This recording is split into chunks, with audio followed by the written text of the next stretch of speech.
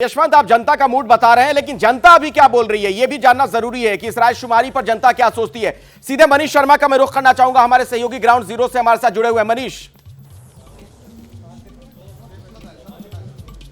धन्यवाद अखिलेश। तो बात आपने की है मेवाड़ रीजन की, हाड़ौती की, और इसके अलावा हमने बात की थी शेखावाटी की।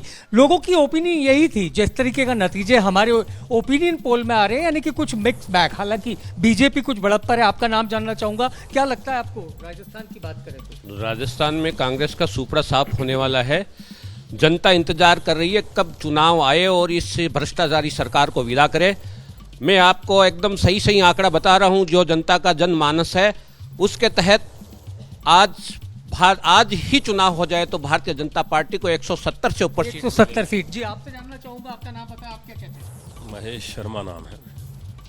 महेश जी, थोड़ा जल्दी मुझे बताएं। मैं खुद नहीं कहता, आपका मीडिया, आपके अखबार सब ये कहते हैं कि पूरे कानून का इकबाल खत्म हो गया। सर, आपको क्या लग रहा है, सरकार किसकी बनती दिख रही है? सरकार तो निश्चित रूप से बीजेपी की बन रही है। बीजेपी की बन रही है। आप बताएं, आपको क्या लगता है? देखो, युवाओं के साथ जो धोखा किया है इस कांग्रेस सरकार ने, जितनी भी परीक्षाएं हुई हैं उसमें सब में घोटाले हुए हैं, और फिर ये लाल डायरी सामने आ गई है। मैं तो ये कहता हूँ ये लाल डायरी ही कांग्रेस को ले बैठेगी, और 180 से ज्यादा भारतीय जनता पार्टी के सीट। आपसे जानना चाहूंगा, क्या रहने वाला है राजस्थान? नहीं, ये तो किसानों का मामला देखा है ना। यहाँ राहुल गांधी जी आए थे, उन्होंने कहा 10 दिन में पूरा लोन माफ कर देंगे, कुछ नहीं हुआ।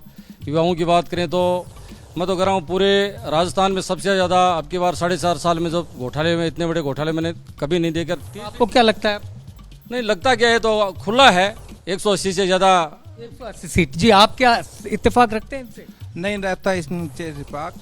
कांग्रेस की सीटें 150 से अबाव है कि जो कांग्रेस जो गांव में जो काम किया, चाहे शिक्षा के अंदर देख लो, चाहे सड़क के अंदर देख लो, चाहे पेयजल में देख लो, कुल मिलाकर सब में जो मनीष, जैसा काम मैं किया समझ उस पा काम रहा हूं, जो मैं लोगों को सुना, मैंने भारतीय मिली जुली प्रतिक्रिया नजर आ रही है। मतलब लड़ाई एक तरफा नहीं दिख रही है। प्रेम शुक्ला जी, कांटे की टक्कर, जो बार बार मैं आपको कह रहा हूं।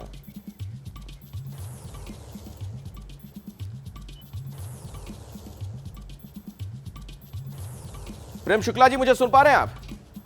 जी, क्या करें? मैं ये कह रहा हूं सर, आपने सुना, पब्लिक को भी आप सुन रहे हैं, सी वोटर का जो सर्वे है अब तक के जो नतीजे हैं उसके, वो आपने देखा। अभय जी को भी आप सुन रहे हैं। लड़ाई बहुत आसान नहीं रहने वाली आप लोगों के लिए, कांटे की टक्कर है ये।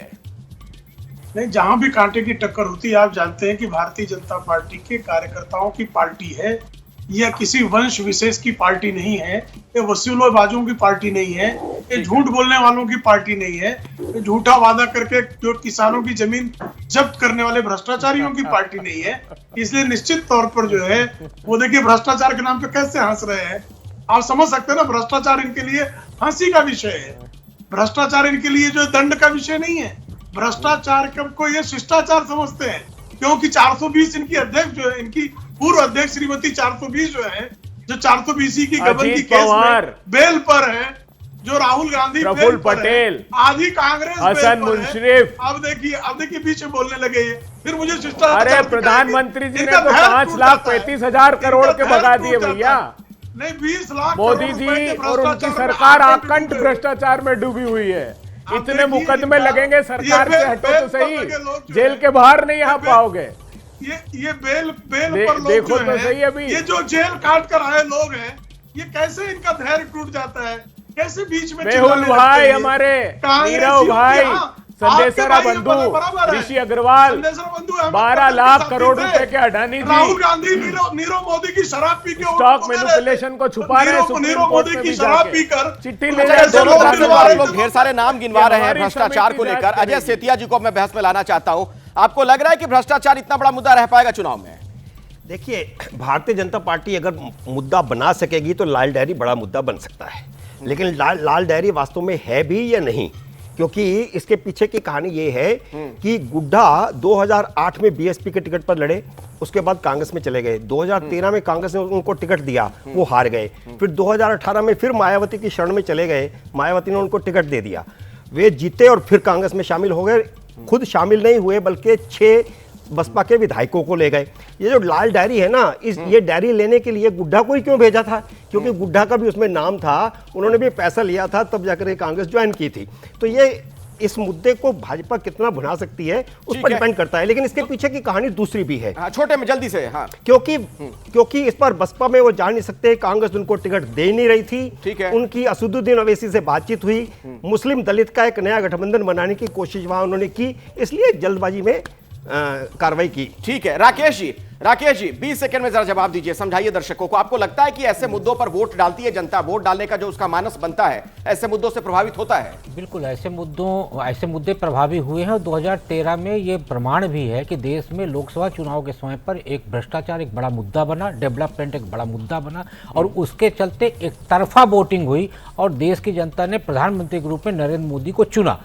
इसलिए भ्रष्टाचार को जितना प्रभावी तरीके से उठाया जाएगा, और उसका आज सबसे बड़ा उदाहरण है कि प्रधानमंत्री जैसा चेहरा इस मुद्दे को आगे ले जा रहा है, गर्माहट पैदा कर रहा है, तो मुझे लगता है कि राजस्थान में ये मुद्दा प्रभावी हो सकता है। तो कौन सा मुद्दा चलेगा ये तो देखना होगा, और 2 रीजन और भी बचे हुए हैं, वहां के नतीजे भी हम देखेंगे कि क्या इशारा कर रहे हैं, वहां का जो सर्वे का नतीजा है क्या बताता है। हमारे साथ हमारे तमाम सहयोगी जुड़े हुए हैं। जैसे ही घड़ी का काटा दोपहर 2:30 पे आए, बबीता जी का दिल सास बहू साजिश के लिए मचल जाए। और ये है इनकी बहू, पूरे दिन ऑफिस की टेंशन हो जाए गॉन जब ये करें अपना फेवरेट शो फ्री टाइम पे ऑन। इनकी तरह आप भी देखिए अपना फेवरेट शो अपने टाइम पर और डाउनलोड कीजिए एबीपी लाइव ऐप अपने स्मार्ट टीवी पर।